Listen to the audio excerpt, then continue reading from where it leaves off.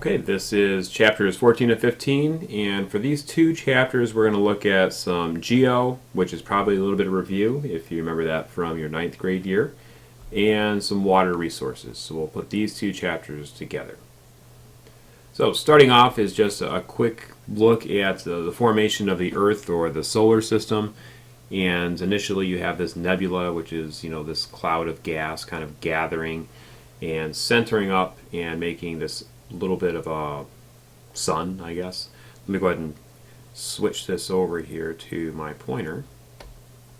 So eventually we get a sun kind of forming up into a center area, and then you have materials forming in the circular patterns going around, and of course that's where we formed out. So as this material starts to collide and collect, you get these different planets forming on the orbits around the sun. Okay, we're fairly familiar with that. The things we should just remember is that of this material that's floating around, part of it is very, very common.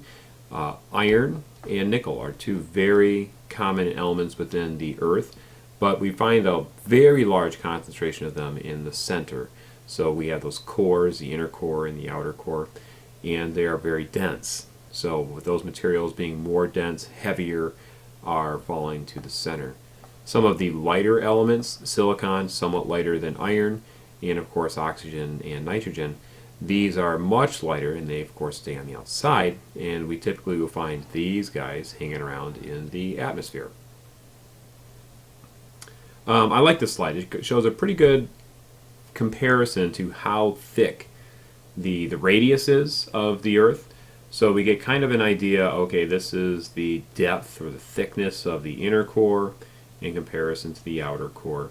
And something just remember that the inner core is actually solid and the outer core is a liquid based on density. So the pressure is so great moving down onto the inner core that it's actually a solid.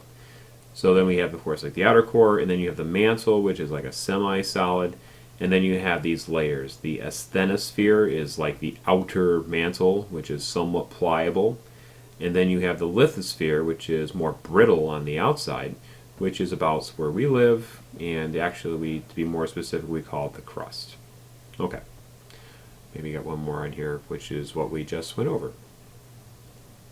Moving along. So we named some of these just a little bit ago as far as, the core and then the mantle. Just remember that the asthenosphere is the kind of outer parts of the mantle,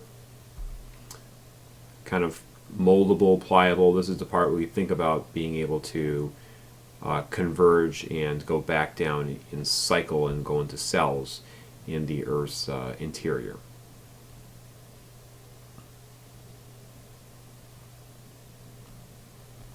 This is a nice little picture, and it shows a good depiction of what I was just mentioning there as far as the cycling goes for the mantle or the part of the asthenosphere. And notice that you do have these gaps in here, so when that heat is rising up, it does kind of push in these different cells, can push the mantle apart, and then you end up with these new portions or new parts of the Earth's crust. And there's two different types of crust, which, let's see, we do mention them here. You have oceanic crust, and then you have continental crust. And the differences between the two is the oceanic crust has more iron content, and the continental crust has more silicon content. So the oceanic crust is more dense. So given this picture here, you see how the oceanic crust is actually sinking under the less dense continental crust. And you have a bunch of features that we listed up here. The one I mentioned in class was this craton. Craton is what you could call like a mature crust. So it may have gone through some changes long ago, but it's no longer going through any changes. Okay, moving along. This picture you probably remember from Geo. What they're showing here is you have these lines going across the boundaries here, and this is showing divergence. So the more long lines, I guess we would say, is that you have greater divergence in these particular locations. This one should be familiar to you. It's probably the most common one we refer to. It's called the Mid-Atlantic Ridge in the Atlantic Ocean. And this is a spread which continually separates North America from Africa and Europe. So they're moving away from each other. Another boundary here we can take a look at is this the transform faults, in which you have two pieces of crust sliding past each other. So that's what we have going up the coast of California, and that's why they have those earthquakes over there. You're familiar with that. Another one just to kind of take a look at is, how did the Andes Mountains form? And it's because of this convergence going on. So we have a plate pushing against South America, and it's kind of making this kind of this uplifting of the mountain chain along the side there. So a lot of this you probably have seen before. This just kind of goes over the idea of these three different types of boundaries, and you should be familiar with these, if not for our test, for the AP exam. So the divergent plates are plates that are moving away from each other. You have convergent plates where you have one sliding underneath the other, and it's in a subduction zone, so another vocab word to take a look at.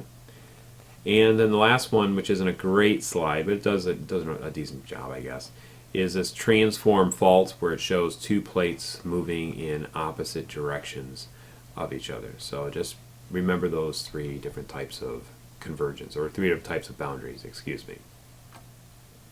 Nice little picture of the San Andreas fault. So here in North America, that's the one we probably would be most familiar with. Earthquakes in California, San Francisco. Hotspots. We saw a slide earlier that kind of showed where you have these breaks in the Earth's crust and you have material coming out.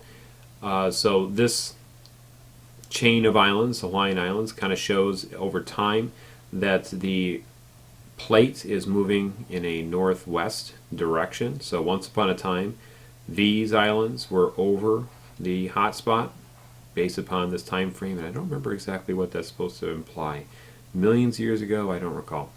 But you can see currently, or more recently, we can see this is where the plate is now, and these are the hotspots, the volcanic activity that is bringing new material to the surface. Mount Vesuvius, you probably learned about this in your history class. So just a quick little review is you have this volcano hotspot. It erupts in about 80 AD, and it leads to the destruction of several Roman cities. Particularly, we mentioned Pompeii. Nice little depiction here showing all the material coming out of the volcano. But one of the things that I always thought when I was in school is these people were covered in lava. They were caught in their tracks because it came out so fast. But actually, they were more likely, or they were killed by the poisonous gases that came out first. So they may not have seen them, and it asphyxiated them. It either poisoned them directly or removed the oxygen content that quickly that they pretty much died in place.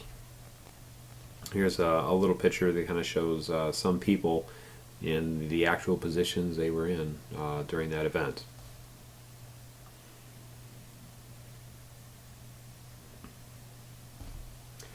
With this slide, I think I had a picture. Maybe I don't. The idea of when you have an earthquake, and I'll make a really, really bad drawing here, is you have a particular location at the surface, which we like to say that this is the, whoops, get rid of that, the epicenter. So this is where we could say the strongest force of the earthquake was at, and going out from here and here, we could say at the epicenter it was a 7 on the Richter scale, and then moving further and further away, the effects were less than that. But where the earthquake actually took place, if we go down, it may have been focused in this particular location below grade, so the focus may have been a kilometer below grade. And we also call that a hypocenter. So just two other vocab words to connect to the epicenter. Weathering. Well, actually, I'm going to hold off. We'll come back to this slide for the second part of the lecture.